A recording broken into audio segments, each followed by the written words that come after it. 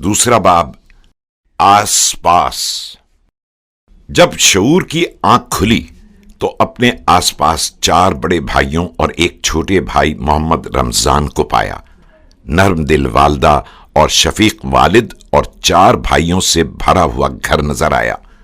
सन 1960 में जब जिंदगी और खुदा का मंसूबा मुझे जुनूबी सिंध में ले आया तो चौधरी अली अहमद बाजवा ने, जो बरादरम चौधरी नजीर अहमद के वालिद मरहूम थे, बताया कि मेरे वालिद चौधरी लाल खान उनके अजीजों में से थे, लेकिन कोई जायदाद का झगड़ा था, जिसकी वजह से मेरे वालिद मोहतरम अपने एक फौजी अफसर दोस्त मुंशी के यहां एक गांव में रहते थे और आपने कभी भी अपने हस्ब व नस्ब का हमसे बचपन में जिक्र नहीं किया था।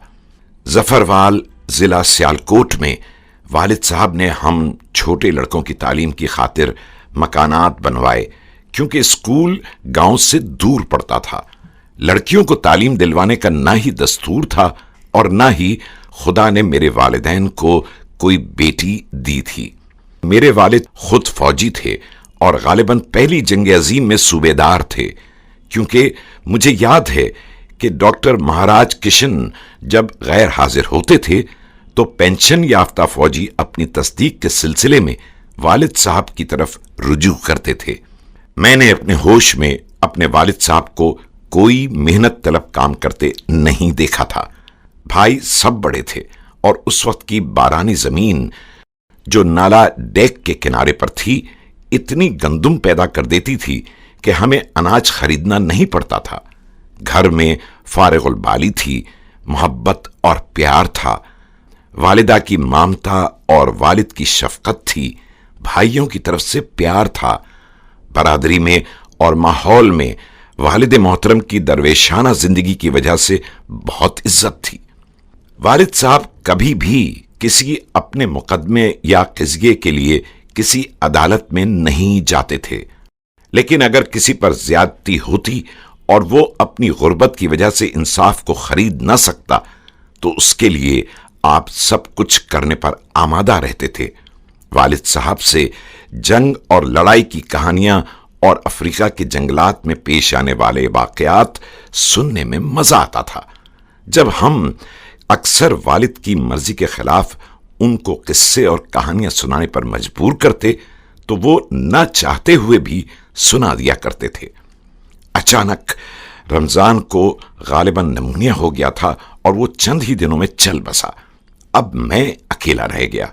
दूसरे भाई बड़े थे और उनमें से अक्सर घर पर कोई नहीं होता था। 2 भाइयों का कारोबार कश्मीर में था और 2 लाहौर शहर में थे। मेरे जिम्मे घर के तमाम कामों से बढ़कर यह था कि मैं सुबह सवेरे उठकर बाहर हवेली से दूध लाया करता था, लेकिन मेरी गैर हाजिरी की वजह से यह काम भी एक मुलाजिम ने अपने जिम्मे ले लिया। अब मेरा शौक सिर्फ बराए नाम पढ़ाई और ज्यादा शिकार था। वालिद साहब की शिकार खेलने वाली राइफल चूंकि बहुत हल्की थी, इसलिए उसका झटका भी कम पड़ता था। मैंने इस शौक में अपना ज्यादा वक्त खराब करना शुरू कर दिया, लेकिन घर वालों का इरादा था कि मैं अपना दिल पढ़ाई में लगाऊं।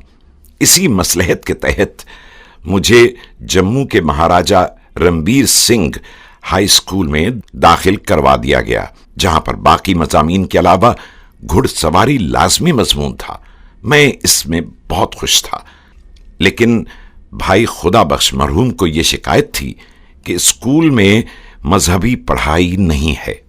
अलबत्ता हिंदू धर्म के मंतर वगैरह जबानी खूब याद हो गए थे और मैं हिंदी जबान रवानी के साथ बोल सकता था और समझ भी लेता था और अब भी समझ में आती है।